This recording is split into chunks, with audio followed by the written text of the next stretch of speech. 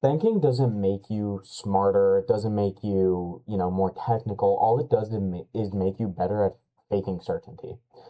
People think to get into something like investment banking, quant, consulting, private equity, or anything, you have to be smart. The analytical rigor, the financial modeling, the long hours sharpening your mind, and it does teach you valuable and real things. But the single most valuable thing that I can honestly say after a year of working this job is that it's not training me in intelligence. It was training me in my ability to project confidence and certainty about things that I really wasn't all confident in. This sounds like an insult to myself and to my own job, and it's not.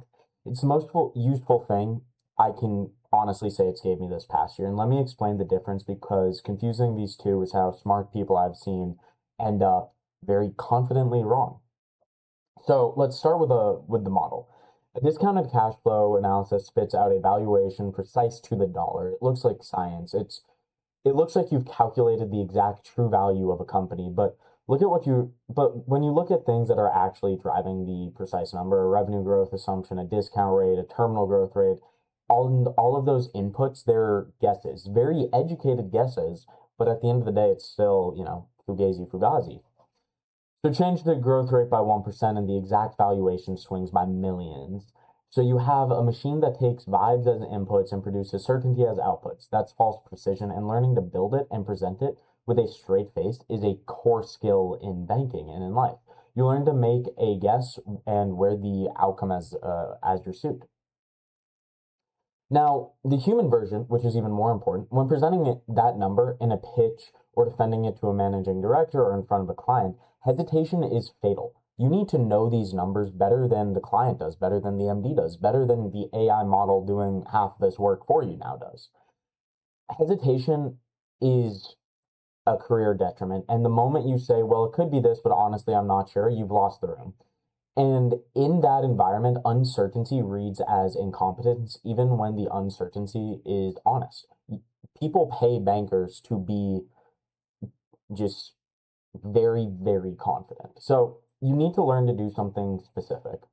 Defend a soft number with a hard conviction. You internalize your assumptions cold. You anticipate the pushback and you deliver a guess with the body language of a fact. You learn that in most high stakes rooms, the person who speaks with calm certainty wins over the person who's actually more right but sounds unsure. Banking drills this into you until it's a reflex. And I've seen it play into other aspects of my life in ways a year ago I would have never guessed it could have.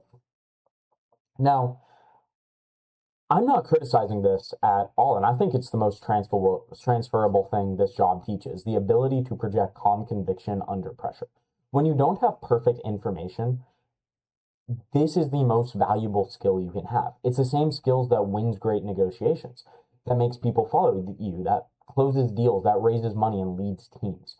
Nobody acts on the advice of a person who's visibly unsure, even when that person is the most honest one in the room. Leadership, sales, fundraising, funding a company, all of them require making a decision and projecting this confidence in conditions of genuine uncertainty because certainty never actually arrives.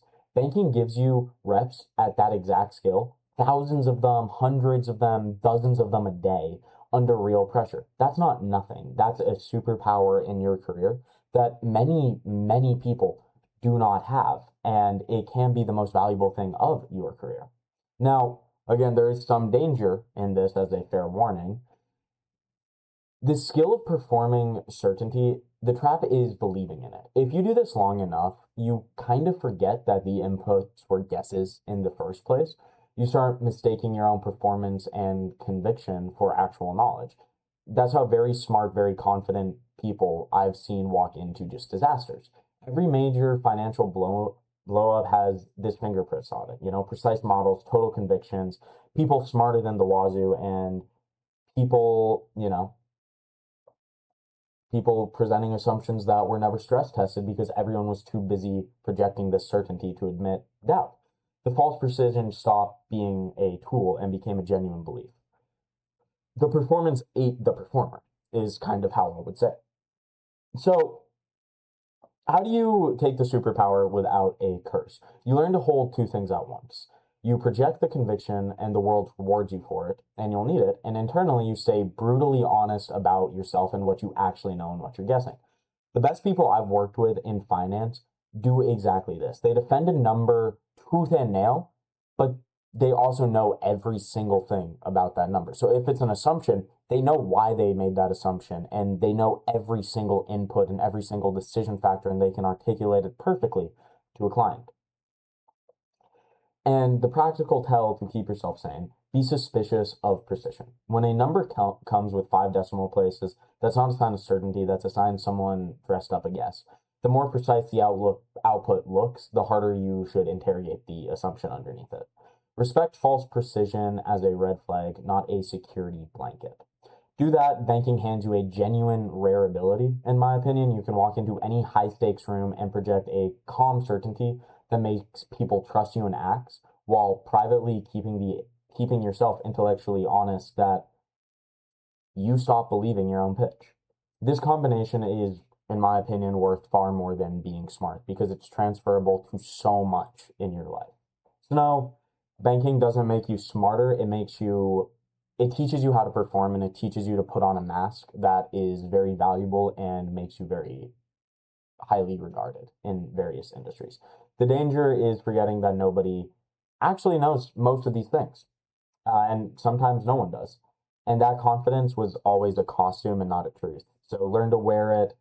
Just don't mistake it for your own face. And, thank you for tuning in. Like, comment, and subscribe for the next video.